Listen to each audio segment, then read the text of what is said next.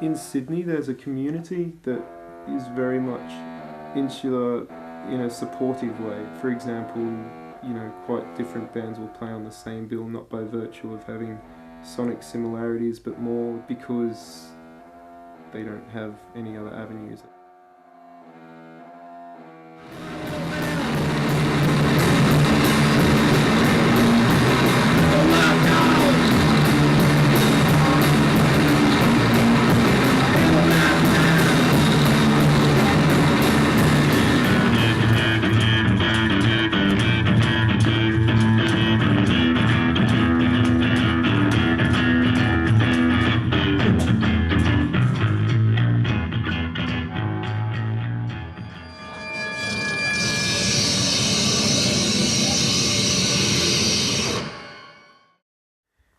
It'd be great to say that all these bands have something in common, but for the most part, it's really, left of centre bands needing to find, somewhere to play, and thus, through finding alternative avenues through which to play, they're kind of being put together a bit.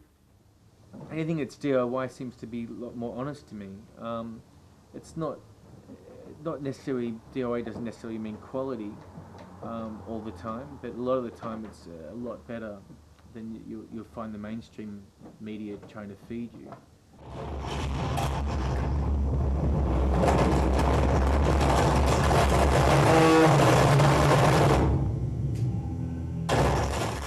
Certainly wouldn't ever say that DIY is a genre. It's a mode of operation and a code of ethics more than anything. To say that DIY is a genre would be to slight the fact that there are bands like the Dead Farmers and also bands like Moonmilk and bands like the Thor, Castings, Onani, all these very different bands doing very different things. For some bands it's a necessity. They need to be DIY because they don't have any other avenues, because what they do is quite inaccessible and not really in vogue with what's happening in the licensed venues in Sydney. Okay. I don't like things to sound terrible, bad. Like, I like to be able to hear things. Yeah. You know?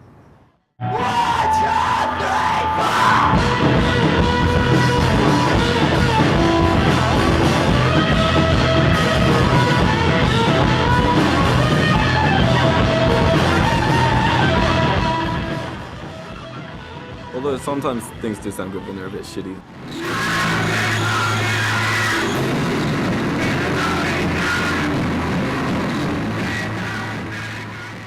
I'm Nick Warner.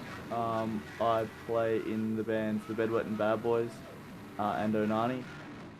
I don't think that any bands that I'm in or bands my friends are in are necessarily aiming to be underground or not popular. You know, they would love for lots and lots of people to be at their shows and to be buying their records. Not for a financial kind of thing, just because they obviously think they're doing something really valid and have a really good attitude towards making music, and they've really got something to say. So as long as I don't have to change my kind of approach or water down what I was doing at all in any kind of anything to do with music, I'd be more than happy to be like known. Bueno.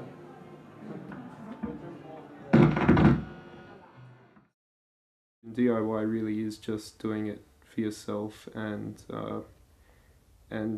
producing art and doing what you believe in simply because you have to, because it's an instinct and not because you're being told to, or because you have to do it a certain way for whoever's going to support you through it.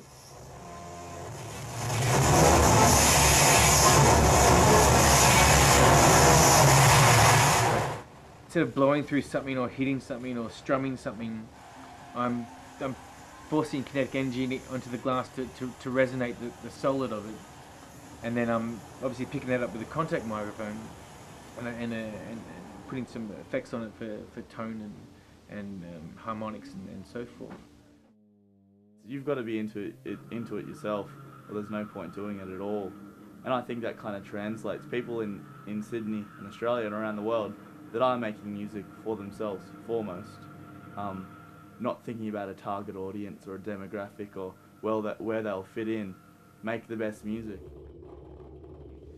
When things get independent, I think there's more truth in that music. The truly important music of our time and any time has been the D.I.Why music, and will continue to be. Hey, you can come closer. At least fucking Shorty liked it. Yeah. Fucking Hey, Shorty. bring the seats forward. Bring it up. Like a nice little Thanks, Shorty.